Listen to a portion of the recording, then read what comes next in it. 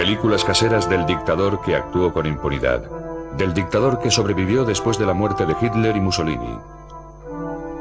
En su ancianidad parecía un abuelo cariñoso, protector de los suyos.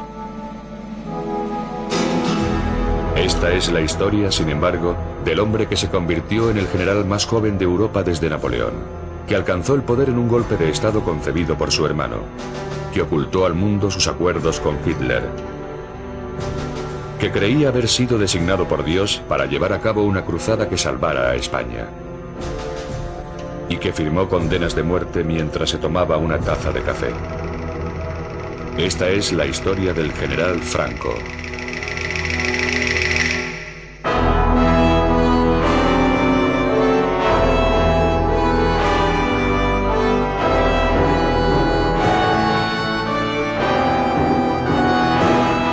Franco, la verdadera historia.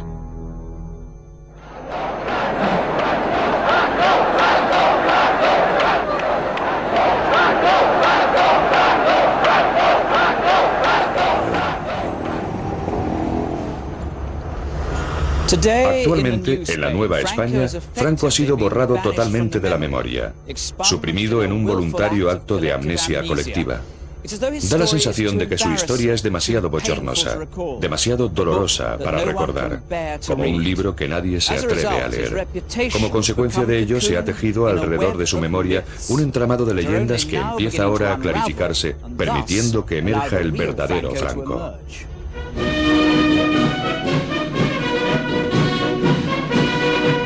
Hace un siglo, en el año en el que nació Franco, España seguía siendo un poderoso imperio, pero el imperio se batía en retirada. Tenía más de espectáculo que de sustancia. En ninguna parte era tan evidente la decadencia como en el puerto naval del Ferrol, en donde una aislada comunidad seguía aferrada a rígidas tradiciones basadas en la jerarquía y la disciplina. En esta casa, el 4 de diciembre de 1892, nació Francisco Franco en el seno de una familia que había servido a la Marina durante 2 siglos. Eran 4 hermanos y compartió su modesta educación con su hermana Pilar. Mi hermano era un chico muy serio, muy formal, muy delgadito, muy moreno, le llamaban cerillita, cerillita de lo delgadito que era. Él tenía 2 locuras, el estudiar y por mi madre, que él era un enamorado de mi madre. Su madre era una mujer austera y piadosa que imbuyó su infancia de fe católica en su forma española más conservadora. Sus valores serían una constante a lo largo de toda la vida de Franco. Su padre, en cambio, un contador naval, era un libre pensador a quien le gustaban la bebida y las mujeres. Humillado por la vergüenza que esto causaba a la familia, Franco sentía un amargo desprecio por su padre, pero al guardárselo para sí, aprendería a reprimir todo tipo de emociones. En 1898 temblaron los cimientos del pequeño mundo de El Ferrol. La desvencijada flota española hubo de enfrentarse a la poderosa y moderna marina norteamericana en guerra por la última colonia española en Latinoamérica, la isla de Cuba. Los españoles enseguida se vieron atrapados en una derrota tan traumática como la de Trafalgar. Pueden imaginarse lo que debió sentir aquel niño de 6 años cuando los restos de la flota regresaron a este puerto de luto. Lo que fue una calamidad para España supuso una tragedia personal para cada uno de los individuos de esta cerrada comunidad. En los colegios, los alumnos llevaban brazaletes negros y Franco y sus compañeros eran instruidos con frases como «El deber es más hermoso cuanto mayor sea el sacrificio que exige». El heroico fatalismo que contienen estas morbosas palabras acosaría a Franco, y el ansia nostálgica por restaurar la antigua grandeza de España se convertiría en su implacable meta.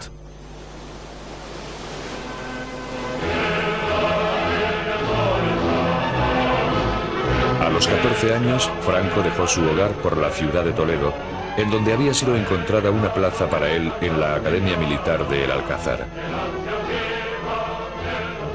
La academia estaba inspirada en virtudes para las que el joven Franco se mostraba muy predispuesto: deber, honor, valor y patriotismo.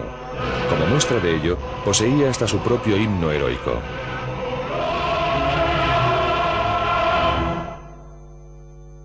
El nuevo cadete tenía tan poca estatura y una voz tan aguda que se convirtió en víctima de los gamberros de la academia. Su constitución era tan frágil que fue obligado a portar un rifle recortado. Humillaciones que soportó con estoica resolución. Franco era diligente, pero no mostraba ninguna cualidad que sugiriera que sería un líder en el futuro. No es de sorprender que al terminar sus estudios, Franco consiguiera el mediocre puesto número 251 entre 312 cadetes. Era el año 1910. Los resultados conseguidos por Franco en la academia significaron que tendría pocas perspectivas en un ejército ya saturado de oficiales. La única forma que tenía de ascender era abandonar España y dirigirse a África, el último puesto de su amado imperio.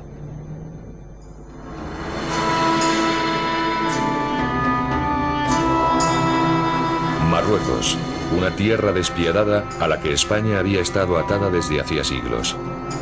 Sin embargo, en aquel remanente del antiguo imperio sería donde se formaría el joven Franco. Sin África, diría más tarde, no podría explicar lo que soy. España estaba allí comprometida en una incansable campaña contra las tribus rebeldes del Rif marroquí, que luchaban por recuperar sus tierras del poder colonial.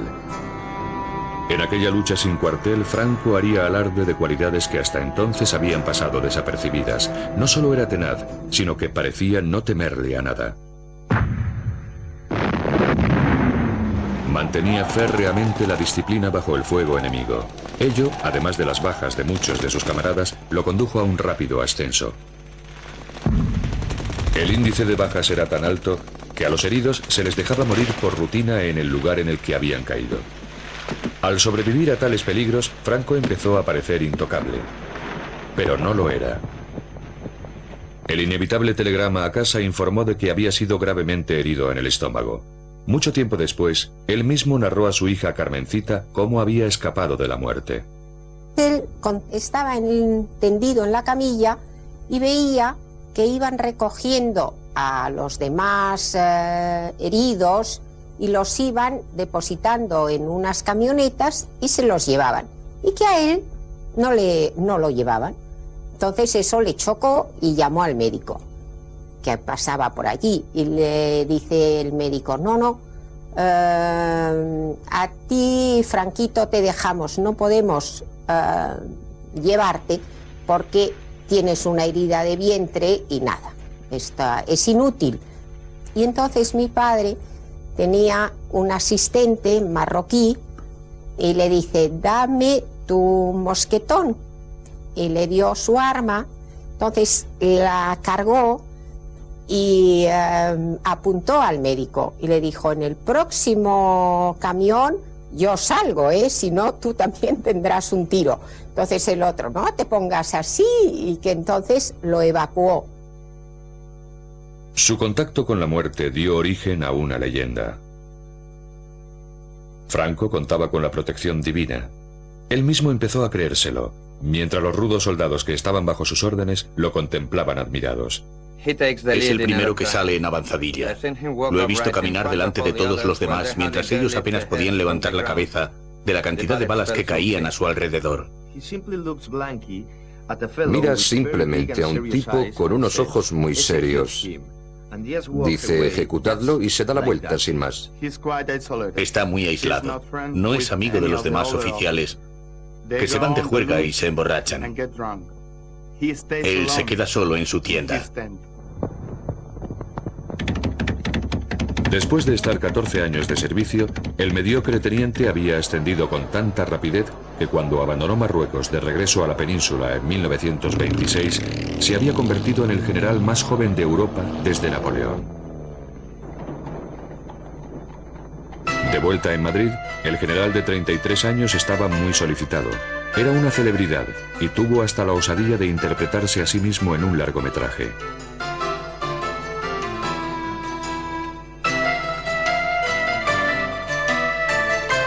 También encontró tiempo para casarse. Su esposa, Carmen Polo, era de buena cuna y estaba bien relacionada. Los ojos de Franco descubrieron un mundo muy diferente de los de El Ferrol y África, pero la vida de la clase alta nunca le entusiasmó. Como primer director de la nueva Academia Militar de Zaragoza, Franco recuperó los antiguos valores del viejo imperio, el único mundo que él había conocido realmente. Aferrado a aquel pasado, compartió con los cadetes su propia y austera visión: el sacrificio por la patria negándose a uno mismo. Pero lejos de aquel entorno militar, la gente se burlaba abiertamente de las virtudes que Franco tanto amaba. Por toda España el viejo orden se estaba viniendo abajo con tal celeridad que en 1931 la monarquía había sido derrocada, estableciéndose una república en su lugar. Se encontraba en el poder un gobierno elegido por el pueblo. Hubo grandes celebraciones, aunque no en casa de Franco, como recuerda su sobrina. La venida de la República para Franco fue un desastre, porque estaba todo en contra de su manera de ser y de su manera de pensar y del concepto de España. Él no creía en los partidos, él no creía en la democracia, él no creía en el voto. Tenía en cuenta lo que iba a suponer la República para el desarrollo de su carrera. Entonces esto a él le daba miedo. Entonces en las conversaciones que yo asistía en casa, él decía que a dónde íbamos a llegar por ese camino.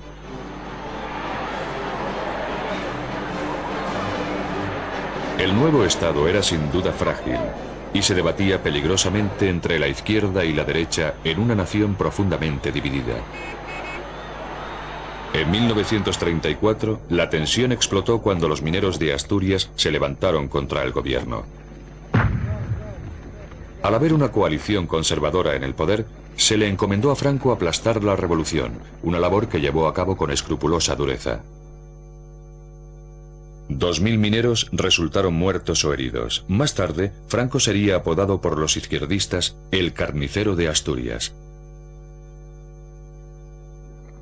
Franco culpó del levantamiento a la nueva democracia española, no a las condiciones de extrema dureza que debían soportar los mineros. En 1936, el péndulo político había vuelto a balancear. Una coalición de izquierdas se encontraba al frente de la administración. Temiendo un golpe de Estado de la derecha, el nuevo gobierno alejó a los generales que más temía de los centros de poder.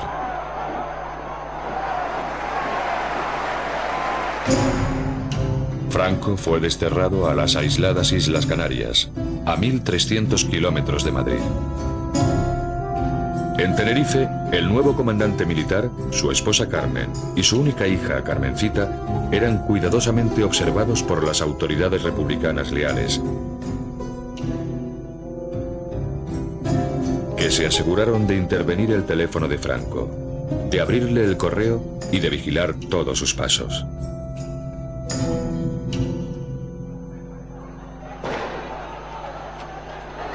En la península, el creciente malestar social dio paso a la violencia política.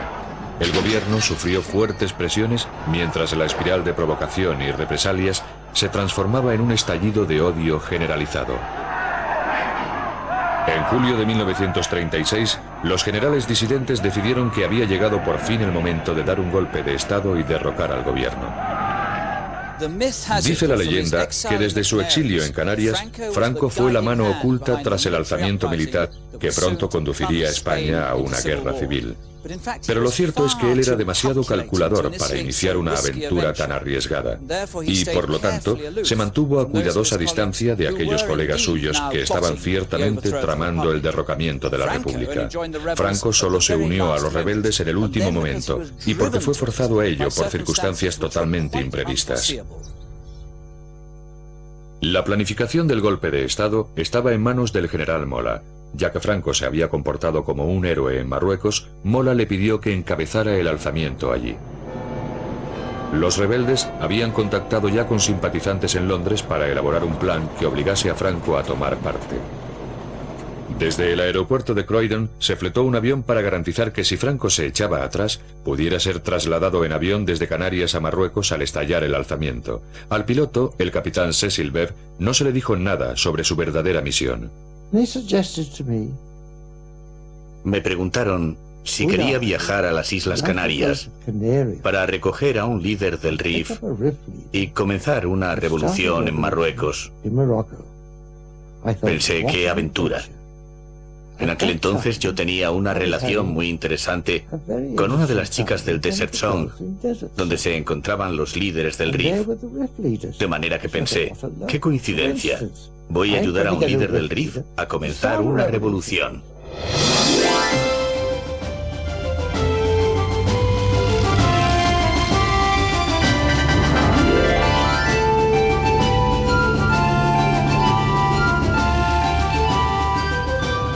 El 11 de julio, el Dragón Rapid despegó rumbo a Canarias. Para evitar tomar tierra en España, tuvo que tomar una ruta más larga. Y para eludir sospechas, tuvo que aterrizar en Gran Canaria en lugar de en Tenerife, en donde Franco estaba siendo sometido a una estrecha vigilancia. Pero Franco seguía mostrándose reacio.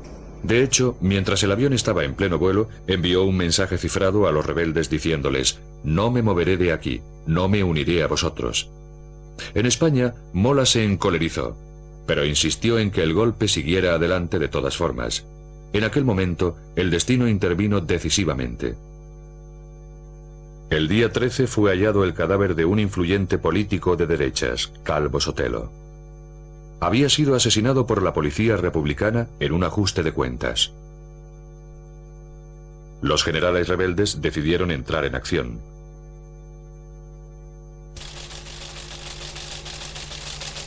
Mola se comunicó por cable cifrado con sus compañeros de conspiración diciéndoles que el alzamiento tendría lugar el 18 de julio.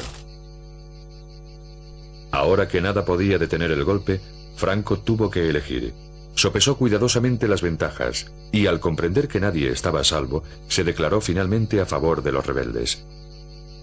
Su problema, cuando solo faltaban 48 horas para el día decisivo, era llegar al Dragón Rapid que le habían dicho que lo aguardaba en Gran Canaria. A Franco le estaba prohibido salir de Tenerife sin permiso de Madrid. Necesitaba urgentemente un pretexto y una coincidencia fatal se lo suministró de repente. El día de mi santo nos fuimos a Las Palmas porque mi padre tenía que presidir el entierro de un general que se había matado manipulando una pequeña arma. La muerte de un general, una excusa perfecta para viajar a Gran Canaria. A primera hora de la mañana, después del funeral, Franco se encontraba en una habitación de este hotel cuando recibió un telegrama. El mensaje, el alzamiento de Marruecos, se había adelantado un día. Después de hacer los preparativos para que su esposa y su hija salieran en barco hacia Francia, Franco salió disimuladamente del hotel y se encaminó hacia el avión. Pero la noticia del alzamiento se extendió con rapidez. Franco era un hombre buscado. Se bloquearon las carreteras para detenerlo. Tras escapar de sus garras, se escabulló a bordo de este transbordador y alcanzó su destino por mar.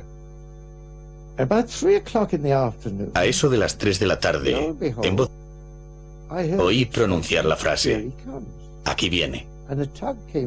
Un transbordador pasó por delante del muelle y se dirigió hacia la playa. Mientras los soldados y el personal desembarcaban, pensé: no veo a ningún líder del RIF con su chilaba al viento. ¿Dónde diantre se ha metido? Pero vi a un hombre que parecía un general con un ancho fajín.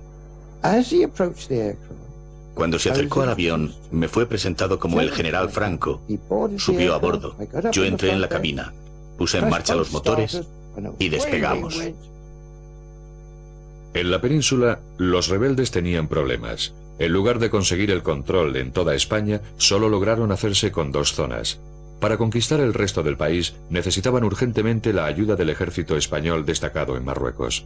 Pero la Marina española, que seguía siendo fiel a la República, patrullaba incesantemente el estrecho de Gibraltar. Franco, que había llegado ya a Marruecos, estaba atrapado al otro lado del mar.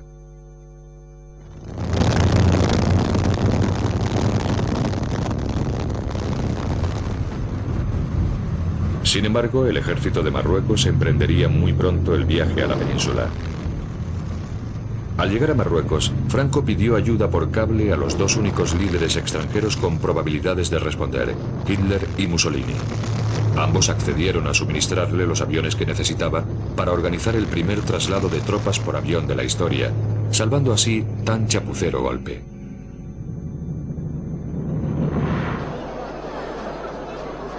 Cuando Franco llegó a Sevilla, el rebelde fue recibido como salvador del alzamiento, el general más famoso del llamado Bando Nacional.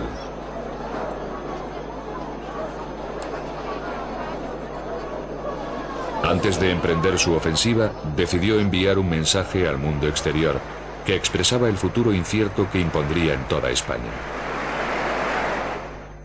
Thanks to the thousands of souls who follow our movement in defense of civilization, and thanks to all those who hear these words to spread them all over the world. Country, religion, family, this is our aim and strength. ¡Viva España! Patria, religión y familia. Aquellas palabras desnudas no daban una pista sobre la verdadera naturaleza de la cruzada de Franco. Con tropas moriscas, famosas por su inigualable brutalidad como punta de lanza, el ejército de Franco se dirigió hacia el norte bajo las órdenes de su colega, el general Yagüe. Los rebeldes aplastaron toda resistencia.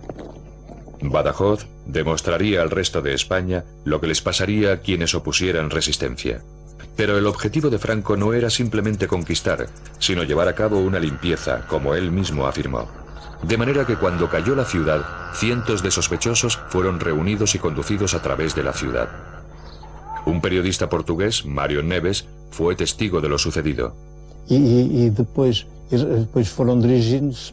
Bajaron por la calle desde la catedral hasta la plaza de toros. Había uma rua que descia da catedral em direção à praça de touros. Cuando llegué allí, vi que ya había muchos prisioneros dentro de la plaza. Já muitos presos lá dentro.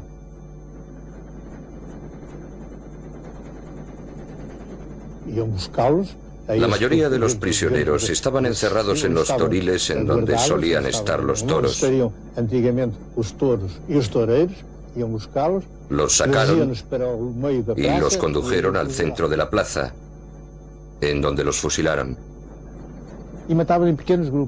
Los mataban en pequeños grupos. Cargaban sus cadáveres en camiones y carretas y los llevaban al cementerio, en donde los apilaban en filas.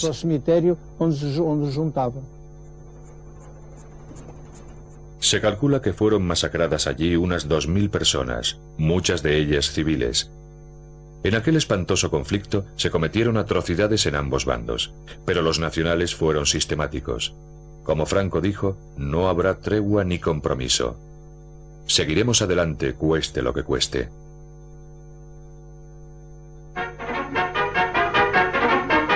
The advance of General Franco's columns is pushed on remorselessly.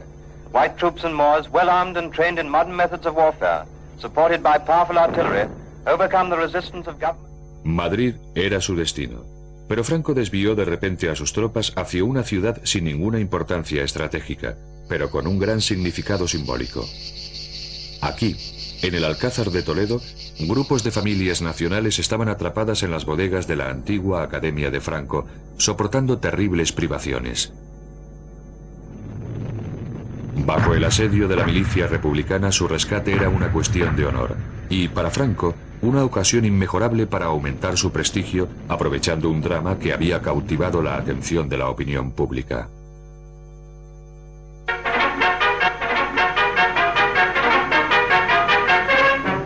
Toledo.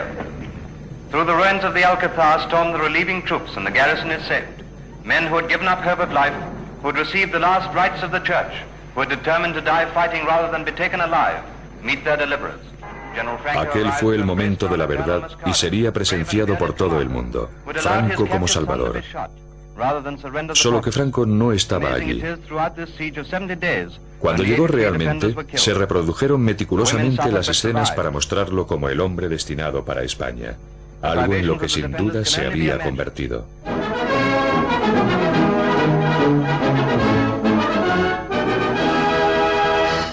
Con el paso de los días llegaron más noticias. Y de nuevo había una gran distancia entre la imagen dada y la realidad. In Burgos, the seat of the Spanish rebel government, there is a big crowd for a big occasion. But General Franco has arrived on very special business. And amid the plaudits of the multitude, they go inside to the old palace, where he addresses the leaders of the rebellion assembled to hear him. He is nominated head of the state, and his friends again embrace him on the appointment. Lo que los dignatarios allí reunidos no podían saber era que la impresión ofrecida por Franco de haber sido investido como la autoridad suprema era, por decir poco, equívoca. Las pruebas ahora disponibles revelan que los generales estuvieron discutiendo hasta el último momento cuáles debían ser exactamente los poderes que otorgarían a su ambicioso colega. Ahora sabemos que justo antes de la liberación del Alcázar, los generales rebeldes abandonaron el frente para reunirse en esta finca cerca de la ciudad de Salamanca. Aquí nombraron a Franco jefe de Estado, o generalísimo, como sería conocido. Franco, no obstante, también deseaba el poder político, y para obtenerlo, sus seguidores concertaron otra reunión. Entre ellos destacaba su hermano Nicolás, que habría de jugar un papel decisivo en el meteórico ascenso de Franco. Después del golpe efectista orquestado por Franco en el Alcázar, Nicolás organizó una bienvenida para su hermano que impresionaría a sus colegas cuando regresaron a la segunda reunión. En la finca utilizaron el comedor familiar como sala de reuniones. Después de una acalorada discusión, accedieron a otorgarle el máximo poder político, pero con la condición crucial de que solamente lo ostentaría durante la guerra y que debería retirarse una vez se hubiera obtenido la victoria, lo cual esperaban que fuera cuestión de unos pocos meses. Esta limitación, sin embargo, no les pareció suficiente a algunos de los militares de más edad. El general Cabanellas, que conocía demasiado bien a Franco, confesó más tarde que había advertido a sus colegas acerca de la desaforada ambición del generalísimo. No sabéis lo que habéis hecho, porque no lo conocéis tan bien como yo. Si, como pretendéis, le hacéis entrega de España, creerá que es suya y no permitirá que nadie lo sustituya ni durante la guerra, ni después de ella, hasta que haya muerto. El decreto fue llevado al cuartel general de los rebeldes en Burgos para ser impreso.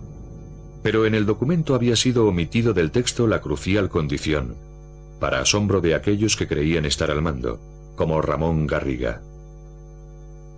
En la reunión de Salamanca, celebrada por los generales, en el documento que establecieron, pusieron la frase que Franco sería jefe, pero que al final de la guerra él dejaría de ser jefe, y esta frase no apareció en el documento. Ahora, el misterio que existe todavía es quién sacó la frase del documento. Ahí está Nicolás Franco. Las pruebas que apuntaban contra Nicolás han sido reforzadas por su propio hijo, quien nos aseguró que su padre había manipulado el documento final. El golpe de Estado había sido llevado a cabo con habilidad. No había ningún rival lo bastante fuerte como para desafiar los hechos consumados sin perjudicarlos a todos, y los generales eran reclamados urgentemente en el frente. Esta es la verdad acerca de la leyenda según la cual Franco aceptó el poder absoluto solo para complacer a sus colegas.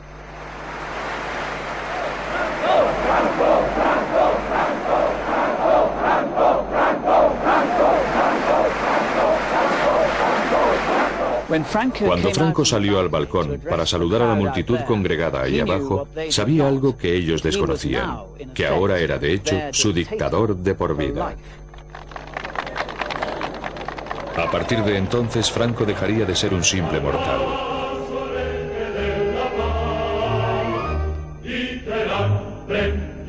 Se concedió a sí mismo un grandioso título medieval, caudillo, designado por Dios para salvar a la patria.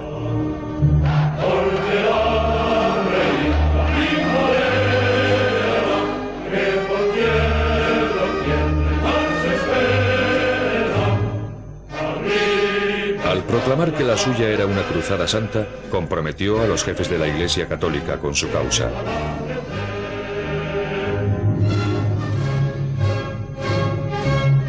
Unió las facciones rivales existentes entre sus seguidores en un solo movimiento. El saludo, el uniforme y el himno, todos los adornos de un Estado fascista.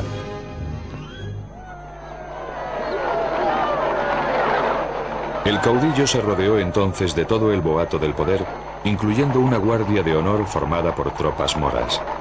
Pero aún así, todavía no gobernaba España. Constitucionalmente era un traidor contra la República que aún ofrecía una fiera resistencia.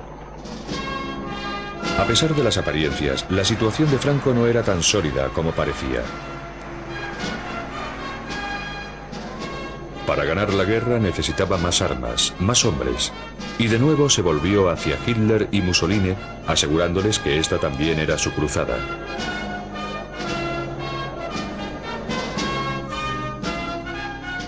Para ejercer más presión aún, Franco reclutó incluso a su hija. Cuando un día me dijeron que tenía que enfrentarme con unas cámaras porque iban a sacar unos planos y que tenía que decir unas palabras. Oye, nena, ¿qué? ¿Quieres decirle algo a los niños alemanes? Bueno, no, pero ¿qué les digo? Lo que quieras. Pido a Dios que todos los niños del mundo no conozcan los sufrimientos y las tristezas que tienen los niños que aún están en poder de los enemigos de mi patria, a los que yo envío un beso fraternal. ¡Viva España!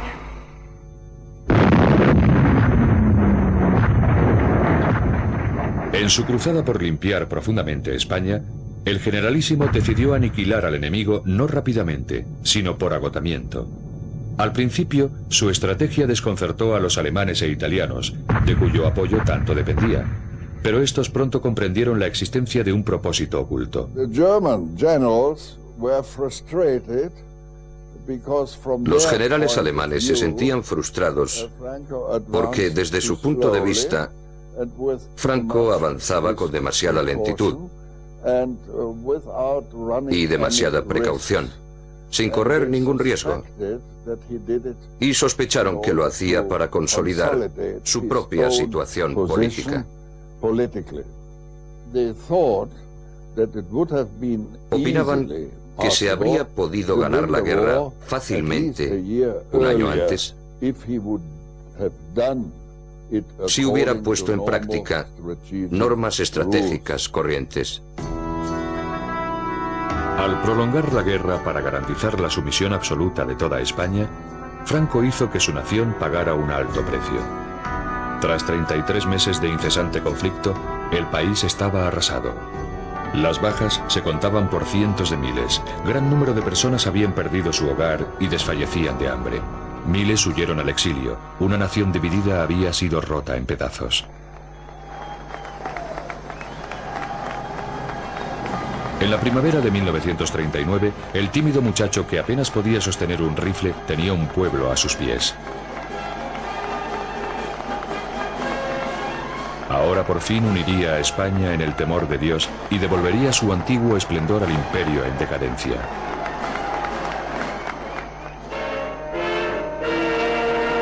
Unos meses más tarde, comenzaba el Reich de los 1000 años. Franco se quedó fascinado por la escala de la ambición de Hitler. Años después, cuando quiso ser considerado como uno de los grandes hombres de Estado de Europa, la verdad acerca de su ambiciosa actuación durante esta guerra fue cuidadosamente revisada para ocultar ciertas pruebas realmente bochornosas.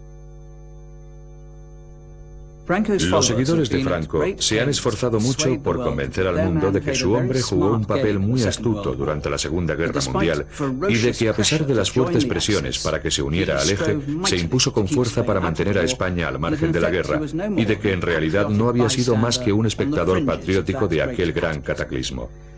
No obstante, las pruebas que han salido a la luz desde entonces arrojan una gran interrogante sobre aquella benévola interpretación de lo que sucedió verdaderamente y sobre el propio protagonista, un hombre a quien le agradaba sentarse ante este escritorio flanqueado por dos fotografías enmarcadas, una de Benito Mussolini y la otra de Adolfo Hitler. Hoy en día, la mayoría de los españoles reconoce que Franco sentía cierta simpatía por Hitler, pero pocos saben que hubo mucho más. Dear Führer, at the moment when the German armies under your leadership are bringing the greatest battle in history to a victorious close, I would like to express to you my admiration and enthusiasm and that of my people. I do not need to assure you of how great is my satisfaction in rendering to you at all times services which you regard as most valuable. With the expression of my unchanging friendship and regard, General Franco. Detrás de aquellos halagos había un frío cálculo.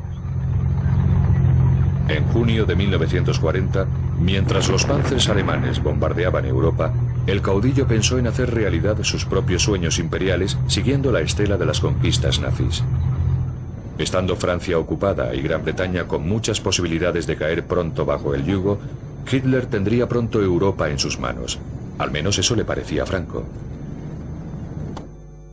A finales del verano de 1940, Franco envió a su cuñado, Serrano Suñer, a Berlín como enviado personal.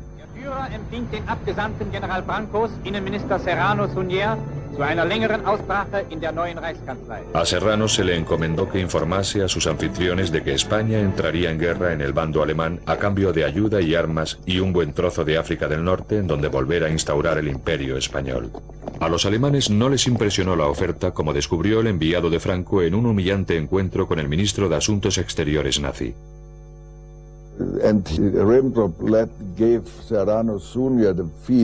Ribbentrop dio a entender a Serrano Suñer que, al fin y al cabo, ellos no eran más que un pelele de los alemanes.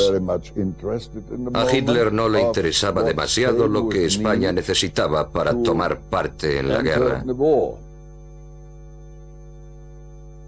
Franco había sobrevalorado sus cartas, pero no se rindió y conminó a su cuñado para que perseverara, diciéndole que aquel desprecio era obra de los subordinados de Hitler y no del propio Führer.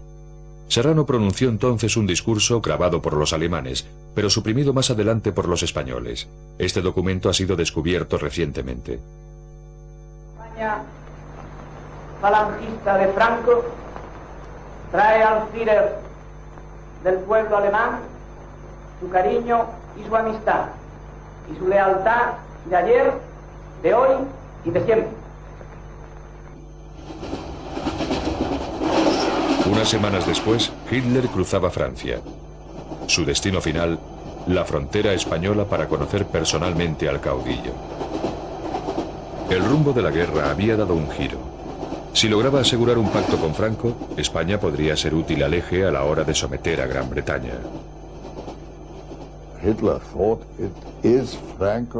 Hitler pensó que Franco tenía el deber de entrar en el bando alemán, como agradecimiento por todo lo que Alemania había hecho por España y por Franco en concreto.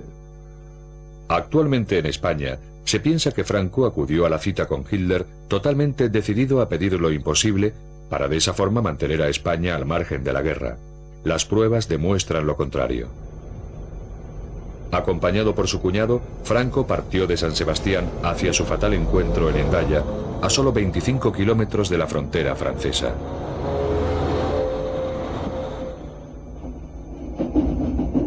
Después del largo viaje a través de Europa, el tren de Hitler llegó a Hendaya bastante antes de la hora concertada para la reunión, las 3 de la tarde. El tren de Franco se retrasó, pero no fue, como afirman sus seguidores, un plan pensado para debilitar a Hitler. Todo lo contrario. Y salimos con mucho tiempo para llegar antes de la hora convenida y estar esperando un poquito. Y Franco tenía, es comprensible, el prurito de decir, en punto. El servicio ferroviario español era malísimo, estaba destrozado después de la guerra interna. Y llegamos a Hendaya con 5 minutos de retraso. Franco iba nervioso y los 5 minutos de retraso le produjeron un gran disgusto.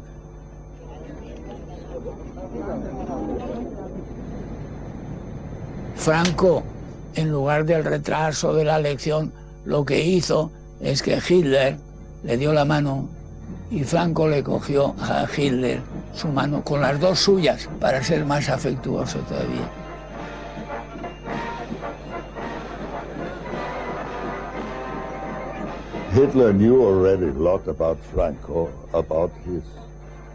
Hitler sabía entonces mucho sobre Franco, sobre sus métodos, sus tácticas. Él, que era un hombre astuto, con la malicia propia de un campesino, conseguiría durante la conversación en Hendaya persuadir a Franco de que entrara como aliado en el bando alemán. Los dos líderes se reunieron en el vagón de Hitler. Solo se conservan fragmentos de los documentos oficiales en los que se registró la conversación, pero el único superviviente de la reunión insiste en que Franco estaba decidido a conducir a España hacia los estragos de la Segunda Guerra Mundial siempre que se le asegurara a cambio su preciado imperio. Hitler, que era quien era, dice, después de tantas palabras bonitas, dice: ahora vamos a lo nuestro, a nuestros asuntos. Y hizo Hitler un discurso triunfalista, que la guerra está ganada, que es cosa de muy poco tiempo. Entonces ya Franco empieza a decirle: pues muy bien, perfectamente, ahora yo entraré en la guerra con usted si usted me concede para España todo esto: Marruecos francés, Oranjado y territorios hasta Inia. Y mientras Franco se está cansando hora y media explicándole lo de los protectorados, Hitler sabe lo que hacía: bostezaba. Esto que tengo, bostezaba. El final es que estaban los dos indignados. Franco porque no le da lo que creía que le iba a dar seguro. Pues Franco, que pensaba venir aquí diciendo: os traigo un imperio, pues no traía nada. Después de una agotadora sesión, la reunión se levantó.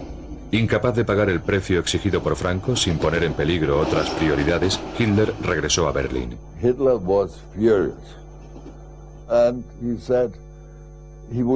Hitler estaba furioso y dijo que preferiría que le arrancaran 4 dientes a mantener otra conversación parecida con Franco. Si el propósito de Franco hubiera sido realmente evitar que España entrara en guerra, lo normal sería que hubiera salido encantado de la reunión, pero no fue así. Y en cambio Franco, nos metemos ya en nuestro tren y estaba indignado, viendo estos tíos, son repugnantes, lo quieren todo y no dan nada, esto es intolerable y tal. Según la leyenda, fue en Hendaya en donde Franco detuvo el avance de Hitler y ordenó al Führer que volviera a hacer las maletas. Sin embargo, lo que ocurrió realmente fue que Franco recibió una lección un tanto brutal sobre la realidad del poder. Su sueño del que el renacimiento del Imperio Español se llevara a cabo por cortesía del Tercer Reich no solo fue despreciado, sino expuesto como una fantasía ingenua. En cuanto al exhausto Hitler, al día siguiente estampó su firma en un documento secreto por el que comprometía a España en el tratado entre nazis y fascistas, que él pensaba que lo conduciría pronto a la victoria sobre Gran Bretaña. Cuando empezó a hacerse evidente que la victoria nazi se iba a posponer indefinidamente, Franco tuvo la cautela de retomar sus relaciones con los aliados, manteniendo una estricta neutralidad. No obstante, en 1941 fue enviado el primer contingente de 47.000 hombres para combatir junto al ejército alemán en el frente ruso, en donde, según palabras del propio Franco, la sangre de nuestra juventud se mezclará con la del eje. La División Azul, así como materias primas vitales, la utilización de bases de submarinos y centros de espionaje, simbolizaron un compromiso con Alemania del que solo se obtendría una amarga recompensa. En 1945, tras la desaparición de los otros dos dictadores, Franco se encontraba aislado y aparecía ante los ojos del mundo entero como un indeseable fascista.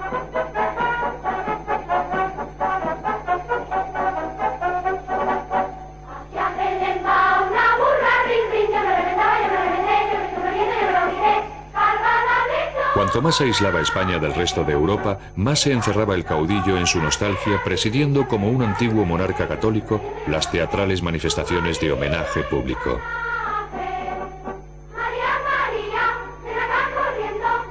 El mundo exterior, declaró, no es importante. Nosotros hemos de mirar hacia adentro. Quizás lo que más le impresionaba de los reyes católicos fue la unidad. O sea, la unidad de España, porque son los reyes que unifican los diferentes reinos que entonces existían. Fue la época de más grandeza de España. Pero tras la máscara de unidad, la autoridad absoluta de Franco tenía otro aspecto. Hoy en día, solo permanece el rastro de un episodio que ha sido desde entonces eliminado de la memoria oficial. En esta seca llanura de Castuera, hubo en otro tiempo un campo de concentración, uno de los muchos en los que casi 500.000 de españoles fueron confinados después de la Guerra Civil. José Hernández estuvo allí recluido. Su delito, haber luchado en el bando republicano contra Franco. Había 70 barracones, así, con dirección así. Con las calles correspondientes. Entonces, pues, esto era una fosa para que no saltáramos, para acá. Y ahí estaban las guardadas. Entonces, yo era cuadrado. Cada esquina había una ametralladora al campo. Éramos 12.000 y pico de personas en un cuartel. Ya le digo que el trato fue criminal. Dormir en el suelo pelado. Comida, nada. Agua menos. No, de día no funcionaba nadie. Pero de noche los cogían fila india, a la boca mina, los empujaban y según va cayendo el peso abajo, ya tiraban de los otros. Y si alguno quedaba con vida, pues siempre se quedan con vida, entonces no mueren. Una bomba de mano. Cuando dormíamos en el suelo, pues sentíamos la explosión. Esta noche ha visto salida. Durante aquella represión, hasta los seguidores de Franco admiten que fueron asesinados unos 30.000 españoles durante los 5 años siguientes a la Guerra Civil. Otros afirman que la cifra se aproxima más a los 200.000. A partir de entonces, cientos de miles de sospechosos fueron investigados con precisión militar. Un archivo repleto con los nombres y la filiación de los enemigos de Franco: ateos, liberales, comunistas y, por otra parte, los masones. Los masones eran la pesadilla de Franco. No ha habido en nuestra nación ninguna rebelión ni conato de traición contra la patria que no se fraguase en la sombra de las logias masónicas. Y aún hoy, liberada España de esta carroña, todavía esas insignificantes marejadas políticas, por mucho que se disfracen, obedecen siempre a la intriga y a la oculta inspiración de los masones expatriados.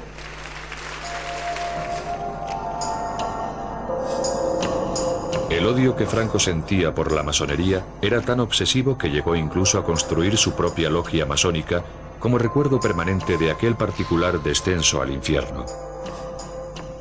Con un esmero patológico, reunió todo tipo de extrañas reliquias, símbolos para él del anticristo y del antiespañolismo del que debía salvar a la madre patria.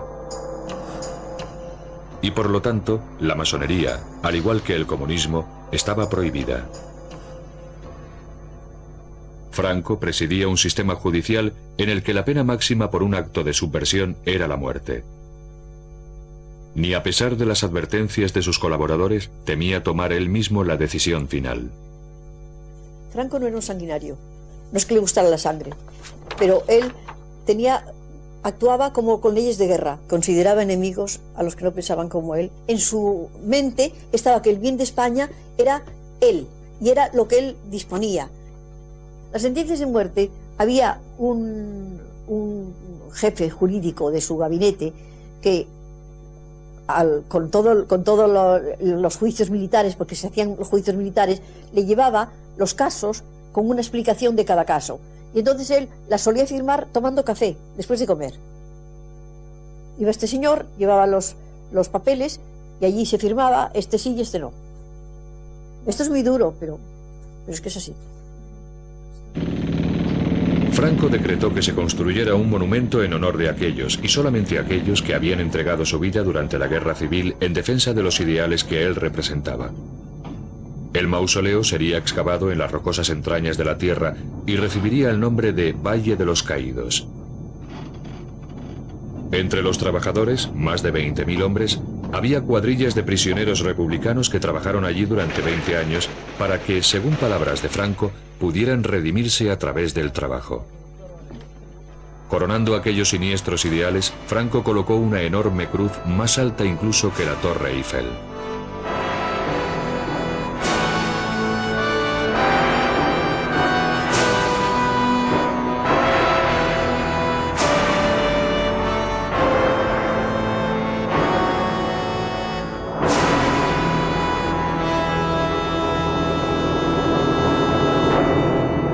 Sin embargo, aquellos ideales no podían sobrevivir sobre la base de una economía que hacía aguas. Franco necesitaba urgentemente ayuda del mundo exterior, que había rechazado repetidamente sus propuestas.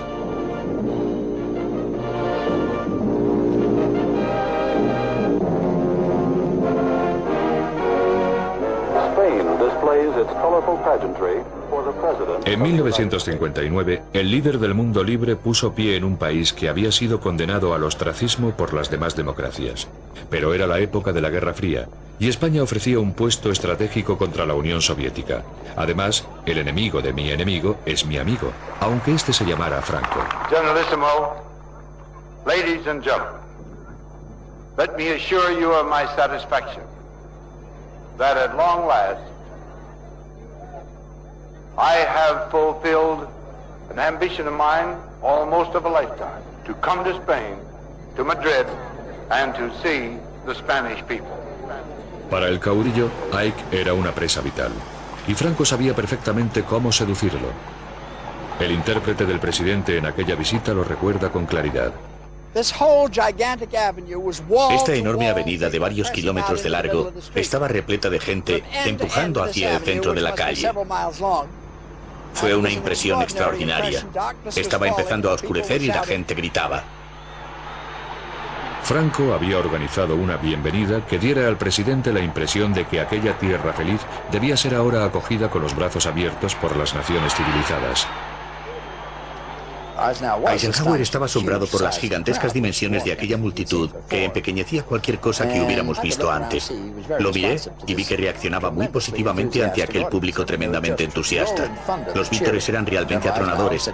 El general Eisenhower me preguntó, ¿qué están diciendo? Y le contesté, dicen Ike, que es como se pronuncia en español su apodo. En el edificio más alto de Madrid todas las ventanas habían sido tapadas, excepto aquellas que formaban la palabra Ike. La operación Ike fue la culminación de un largo proceso de regateo entre ambas naciones, pues cada una quería lo que tenía la otra: bases de los Estados Unidos sobre suelo español a cambio de dólares norteamericanos. El general Franco le dijo que había podido comprobar la gran acogida del pueblo español y lo que sentía por él. Él respondió que tenían intereses comunes, tenían problemas comunes y un adversario común, la Unión Soviética. Si Ike estaba contento, también lo estaba Franco. Gracias a Norteamérica, España se uniría al Club de las Naciones Occidentales.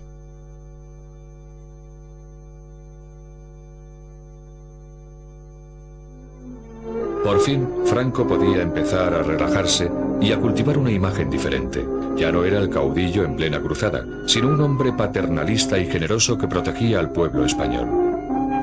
Y resultaba mucho más fácil ahora que gobernaba bajo un despegue económico, algo que apenas comprendía, pero del que siempre se declaró responsable. Excelencia, Nodo quiere también felicitarle y recoger sus palabras para los espectadores de nuestro noticiario. Yo saludo y felicito al Nodo en este 20 aniversario de su fundación. Y de esa paz y tranquilidad de España envío mis votos de paz y de felicidad para todo el mundo del año 1963. Gracias, Excelencia. Detrás de aquella fachada paternal, sin embargo, se seguía imponiendo una política represiva, algo que Franco comprendía perfectamente. En toda Europa, los años 60 fueron el comienzo de una nueva era de libertades sociales y de protestas políticas, pero no en España, en donde el Estado policial seguía amordazando la libertad de expresión y opinión. Había el viejo principio de que la guerra, la información, él tomaba siempre la cosa de una beligerancia frente a un enemigo que era el comunismo. Pues la información es básica para ganar una victoria. Tenía el mapa de la clandestinidad, en la cual estaban perfectamente delimitados los campos de la oposición.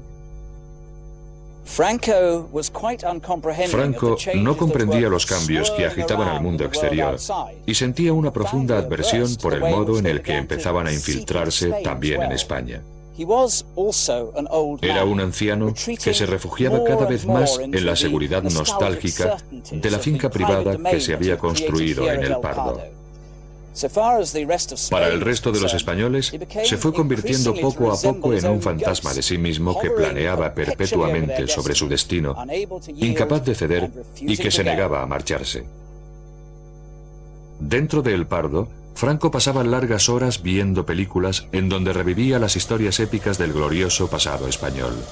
Y con sus películas domésticas se recreaba en las ilusiones del presente acompañadas de su propia banda sonora.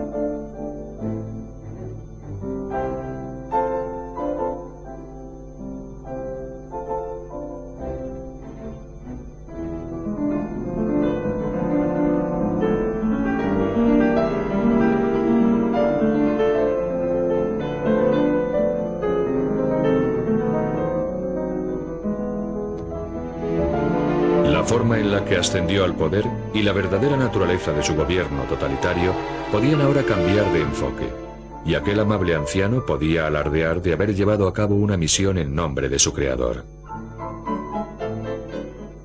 Franco se creía un enviado de Dios, y yo creo que nunca dudó de que él era un hombre enviado por Dios para salvar a España. Por eso creo que moriría en paz, seguro, porque él estaba muy seguro de esa misión. Y eso sí me lo dijo el mismo Franco a mí, que él se creía un enviado de Dios para ser padre de los españoles, y él me decía esta frase: padre, miren, me extraña mucho que algunos españoles estén contra mí, porque yo me considero padre de todos los españoles.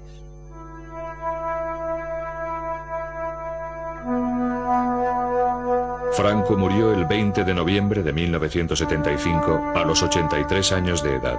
Sus restos están enterrados bajo la cruz del Valle de los Caídos.